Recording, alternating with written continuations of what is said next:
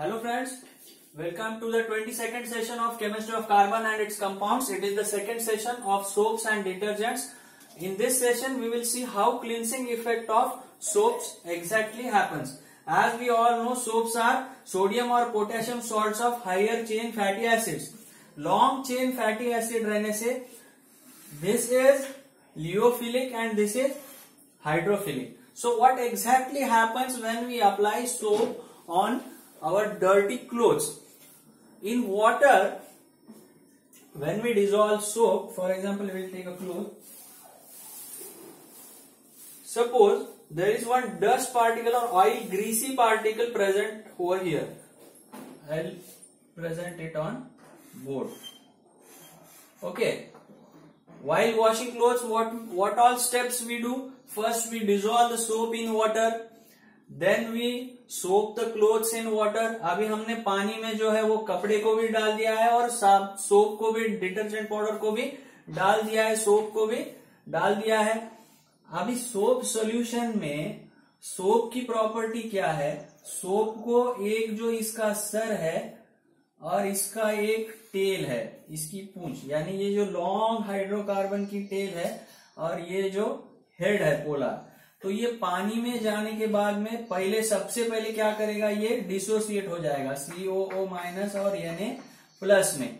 तो इससे क्या होता है मैं 2 मिनट में बताऊंगा. सबसे पहले इसको ध्यान दो कि ये जो हेड है ये वाटर लविंग है, तो ये पानी में क्या करेगा? पानी के डायरेक्शन में इसका सिर रहेगा. ये जो हेड पोलर पार्ट है ये पानी की तरफ रहेगा और ये जो टेल है ये ऑयल ग्रीस को अट्रैक्ट करने वाली है. तो मान लो ये ग्रीसी मटेरियल है तो ये इसकी तरफ ऐसे अट्रैक्ट हो जाएगा.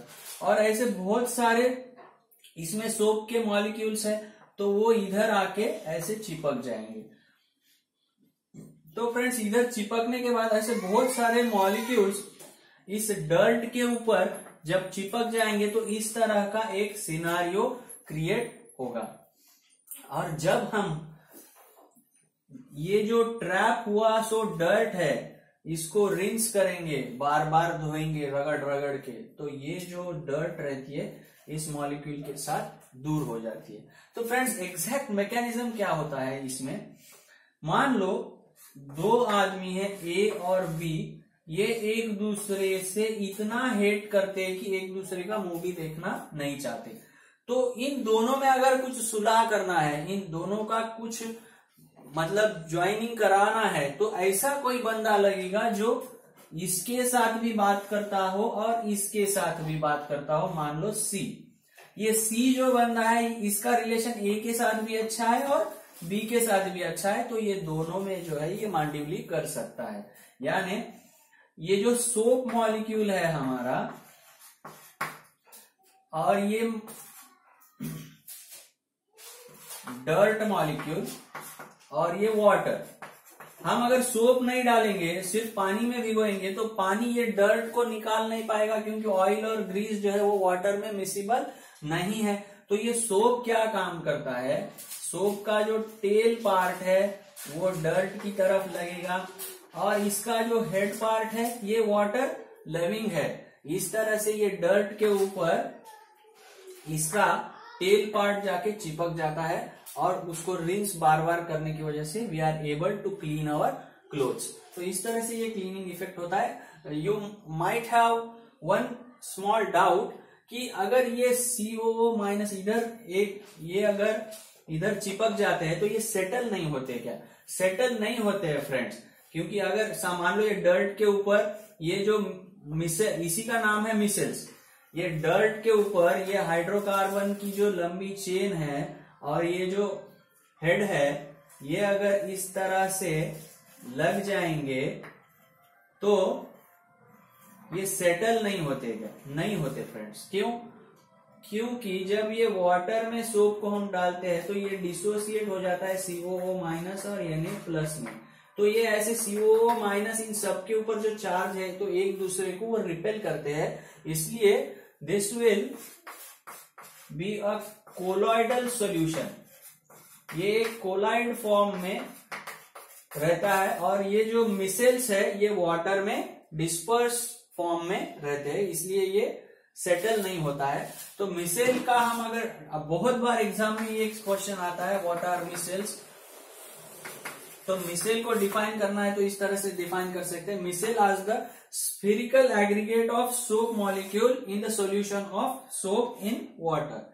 इन the solution of soap in water. Micelles क्या है? Spherical aggregates of soap molecule in the solution of soap in water.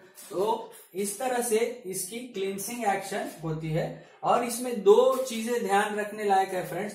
जैसे कि मान लो ये सोप का सॉल्यूशन मैंने पानी में बनाया है तो ये क्लींसिंग इफेक्ट हो रहा है, मिसेल्स फॉर्म हो रहे हैं। लेकिन अगर मैं किसी ऑर्गेनिक सॉल्वेंट लाइक क्लोरोफॉर्म में अगर सोप का सॉल्यूशन बनाता हूं तो मिसेल फॉर्मेशन पॉसिबल है क्या? बिल्कुल नहीं है, क्योंकि क्लोरोफॉर्म में ये ऑर्गेनिक कंप्लीटली डिसॉल्व हो जाता है। इसलिए ऑर्गेनिक पार्ट, इसका जो लंबा टेल पार्ट है, कंप्लीटली डिसॉल्व हो जाता है। इसलिए मिसेल क्लोरोफॉर्म में फॉर्म नहीं होते हैं। और एक इसमें इंपॉर्टेंट चीज ये है फ्रेंड्स कि क्लाउडी दिखता है हमें सोप का सॉल्यूशन। ऐसा क्यों दिखता है? क्योंकि ये जो सोप के मॉलिक्यूल्स हैं ये इतने लार्ज, मिसेल्स इतने लार्ज इनफ रहते हैं कि ये लाइट को स्कैटर कर देते हैं, इसमें से लाइट पास नहीं होती है। इसलिए सोप सॉल्यूशन जो है वो कैसा दिखता है? क्लाउडी दिखता है।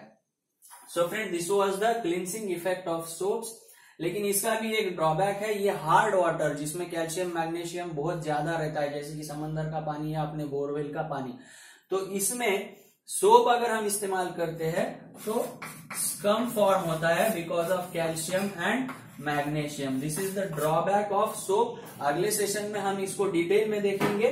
सो in this session we have seen how soap cleans the dirt. Dirt क्या होता है? ऑयल या ग्रीसी मटेरियल रहता है। ग्रीसी मटेरियल पानी से धुलता नहीं है, तो हमें ऐसा कोई एजेंट चाहिए जो पानी में भी जाएगा और डर्ट को भी खींचेगा, दोनों तरफ काम करने वाला, दोनों तरफ भी अपना रिलेशन रखने वाला। ऐसा कोई एजेंट अगर है तो वह है सोप। सोप की जो लंबी टेल रहती है वो ऑयल्स में, ग्रीस में लियोफिलिक रहती है, इधर उसका अट्रैक्शन रहता है। और इसका जो हेड रहता है वो पोलर रहने से वाटर लविंग रहता है। तो ये एक ऐसा सब्सटेंस है जो मांडिबली कर सकता है। तो ये डर्ट के ऊपर जाके इसका जो लंबा टेल वाला पार्ट है चिपक जाता है और हेड जो है वो वाटर की तरफ रहता है। और जब हम इसको बार बार रगड़ते हैं तो ये डर्ट को लेके बाहर निकल जाता है। और ये सेटल क्यों नहीं होता है? क्योंकि ये वाटर में CO- में डिसोसिएट हो जाता है और ये अलग अलग जो नेगेटिव चार्जेस है एक दूसरे को रिपेल करके इसको सेटल होने नहीं देते हैं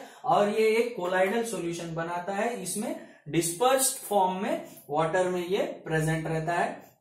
और मिसेल्स जो है वो क्लोरोफॉर्म जैसे ऑर्गेनिक सॉल्वेंट में नहीं बनते, इसीलिए ये क्लीनिंग इफेक्ट जो है सोप का सिर्फ और सिर्फ वाटर में ही मिलता है, ऑर्गेनिक सॉल्वेंट में हमें नहीं मिलता है। और ये सोप सॉल्यूशन क्लाउडी दिखता है। Why? Because soap molecules are large enough to scatter the light. ये स्कैटरिंग ऑफ लाइट की वजह से ये क्लाउडी दिखता है। Okay friends, as far as soaps and detergents are concerned, we have completed 2 sessions. In the first session, we have seen what are detergents and soaps, how they are synthesized and their structure.